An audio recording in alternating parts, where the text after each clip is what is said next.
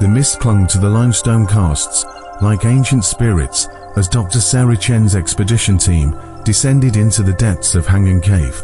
At 150 meters wide and nearly 200 meters tall, this Vietnamese cavern was one of Earth's most remote natural cathedrals and now, possibly humanity's first contact site. Day 1. The descent feed lamps pierced the darkness as the team rappelled down slick cave walls. Water droplets fell like slow-motion rain, each splash echoing through chambers that had remained undisturbed for millennia.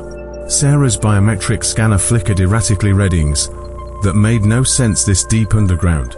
"Command, we're registering electromagnetic signatures," she whispered into her comm unit, her breath forming clouds in the cool air. Patterns too regular to be natural.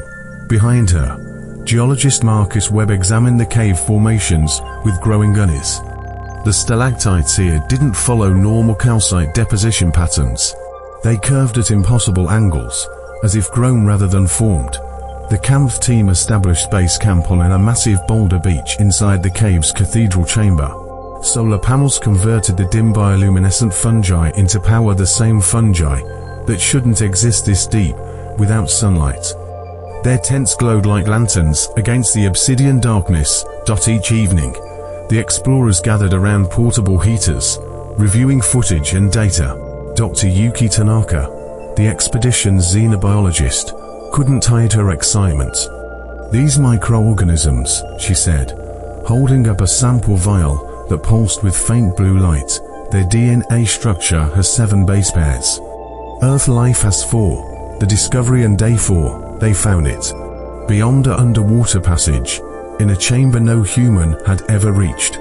The walls themselves seemed alive. Crystalline structures formed geometric patterns, mathematics, written in stone. And in the center, partially embedded in the cave floor, lay an object that defied explanation, but it was approximately 3 meters across, composed of a material that shifted between solid and liquid states. Its surface displayed symbols that seemed to rearrange themselves when observed, as if responding to consciousness itself. Marcus reached out with a gloved hand. The moment he made contact, the chamber erupted in light. Holographic projections filled the space, star maps, biological diagrams, and images of beings with elongated limbs and luminous eyes. The visitors weren't alone anymore. The entities materialized gradually, like watercolors bleeding into reality. 3 of them, translucent and shimmering, their forms suggesting bodies, but never quite solidifying into definite shapes. They communicated not through sound, but through sensation, emotions, and concepts that bloomed directly in the explorers' minds. "Welcome, we have waited." Sarah felt tears streaming down her face, though she couldn't explain why.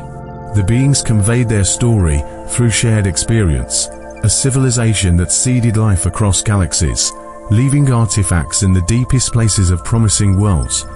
Hangan, isolated and pristine, had been chosen as a vault of biological information, a backup drive for Earth's evolutionary data.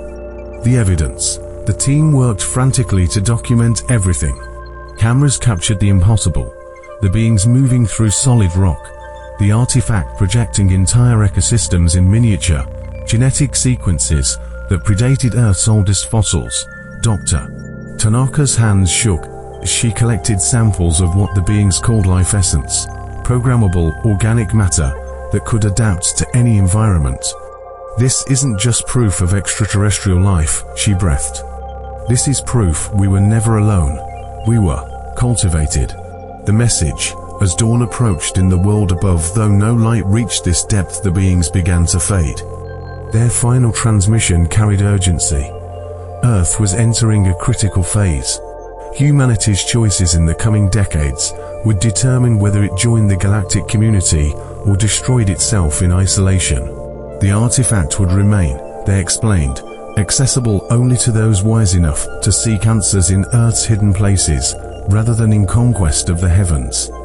The return, climbing back toward the surface, felt like emerging from a dream. The team carried terabytes of data, samples that would revolutionize every branch of science, and the weight of a secret that would change human civilization forever. As Sarah reached the cave entrance, sunlight nearly blinding after days in darkness, she paused. Below, in those vast chambers, lay proof that humanity was part of something infinitely larger. The question wasn't whether we were alone anymore.